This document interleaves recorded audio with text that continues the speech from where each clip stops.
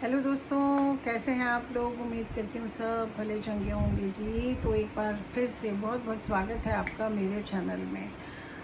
तो मैं आपको आज जो बात बताने जा रही हूँ ना, वो है करीब कोई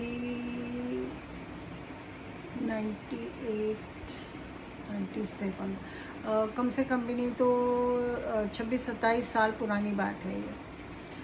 क्या है कि मेरे घर में ना ज़्यादा पूजा पाठ का माहौल था नहीं। मेरे घर में मतलब मेरी ससुराल में मेरी मम्मी के यहाँ तो काफ़ी होती थी पूजा वूजा, लेकिन जब मैं शादी होकर अपने ससुराल आई तो यहाँ पर पूजा पाठ का कोई ज़्यादा हिसाब किताब था नहीं। ऐसा नहीं कि नास्तिक हैं, बस ये कि मूर्ति पूजा ज़्यादा नहीं होती, मंदिरों में जाना घंटी बजाना ये सब कुछ ज़्यादा होता नहीं था हमारे यहाँ। तो धीरे धीरे मैं भी इन्हीं रंगों में ढल गई। तो मैंने भी जी घर में ना कोई मंदिर वंदिर नहीं रखा हुआ था। ये बात है दिवाली वाले दिन की। पता ही नहीं मेरे दिल में क्या आया क्या नहीं आया। मैं कैसे पूजा करती थी, एक मेरे पास ऐसे थालियाँ होती है ना किनारे वाली, वो थाली मैं ले लेती थी और उस थाली के अंदर मैंने चांदी के लक्ष्मी गणेश छोटे छोटे ले रखे थे। वो मैं उस थाली में रख लेती थी और फल मिठाई जो भी कुछ रखना होता था मैं उस थाली में रख लेती थी और उसी में पूजा कर लेती थी। और वो लक्ष्मी गणेश उठा के वापस मैं अपने लॉकर में रख लेती थी। कई सालों तक यही सिलसिला चलता रहा। पता नहीं 97 की दिवाली की बात है ये, शायद 97 की, यस 97 की दिवाली की बात है। मैं पूजा करने के लिए मैंने वो लक्ष्मी गणेश निकाले और जैसी थाली मैंने निकाल के रखी, मेरे मुंह से पता नहीं कैसे निकला। आई जस्ट डोंट नो कि मैंने कैसे ये बात बोली, लेकिन मैंने बोली। मैंने कहा देख, ऐसे ही तुझे थाली में रख के पूजूंगी जब तक तू मुझे मेरा घर नहीं देगा। तू मुझे मेरा घर दे तो मैं तुझे तेरा घर दूंगी। और आप यकीन नहीं करेंगे दोस्तों कि अगली दिवाली मैंने अपने घर में मनाई थी। और जब ये बात मैंने अपने हस्बैंड को बताई तो फिर मेरे हस्बैंड मुझे मार्केट लेके गए। फिर मैं वहाँ से एक छोटा सा मंदिर ख़रीद के लाई और तब से मैंने अपने घर में मंदिर की स्थापना की। और तब से लेके मैं जो हूँ विधि विधान से जैसे भी होती है पूजा, ऐसे मंदिर में हम लोग करते हैं, दिया बत्ती जलाते हैं, लाइट जलाते हैं, जो भी करते हैं। तो हमारी ज़िंदगी में ना बहुत सारे वाक़े ऐसे होते हैं कि मतलब हमें विश्वास करने पे मजबूर कर देते हैं। वो भगवान है या नहीं है मैं नहीं जानती, लेकिन ये सोच तो मन में आ जाती है कि कोई तो शक्ति है, कुछ तो है, कोई तो पावर है जो हमें सुनती है। जो मतलब कई बार हम कैसी कैसी परिस्थिति में फंस जाते हैं, हमें समझ नहीं आता कि हम यहाँ से कैसे निकलेंगे। और वो काम ऐसे हो जाते हैं कि हमें पता भी नहीं चलता। कभी होता है आपके साथ ऐसे? अगर आपके साथ ऐसे कोई घटना हुई हो ना, जिसको जो होने के बाद आप देखिए, मैं बात कर रही हूँ ना, अभी भी मेरे गूज़ बम्प्स हो रहे हैं तो अगर आपके साथ भी ऐसा कुछ हुआ हो ना, जो होने के बाद आपको लगा कि भाई कुछ तो है, अब उसे आप भगवान कह लीजिए, कोई अनजानी शक्ति कह लीजिए, कोई ताकत कह लीजिए, कुछ भी कह लीजिए, लेकिन कुछ तो ज़रूर है। और वो कहते हैं कि ऊपर वाले के साथ जो एक मेरा रिश्ता है ना, वो थोड़ा अजीब सा है।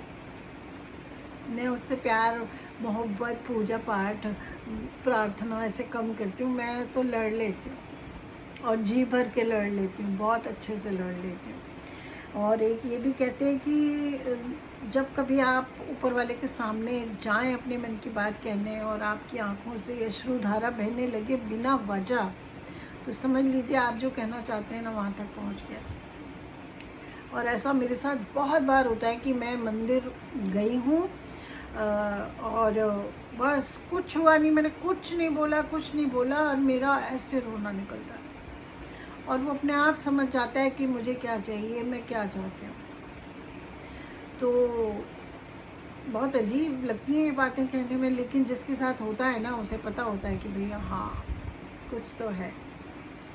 तो आपके साथ भी ऐसा कभी कुछ हुआ हो ना, जिसको होने के बाद आपको लगा हो कि भाई सुनता तो है वो, तो मुझे कमेंट करके ज़रूर बताइए। मैंने आपको अपनी आप बीती बताई है, आप मुझे अपनी आप बीती बताइए और बताइए कि जो मैं कह रही हूँ वो सही है कि नहीं, ऊपर वाला होता है कि नहीं, वो सुनता है कि नहीं। और बस तो ये बात है सिर्फ एक विश्वास की। भगवान क्या है, एक विश्वास है जो हमारे अंदर रहता है कि बस कुछ भी हो जाए वो हमारे साथ है।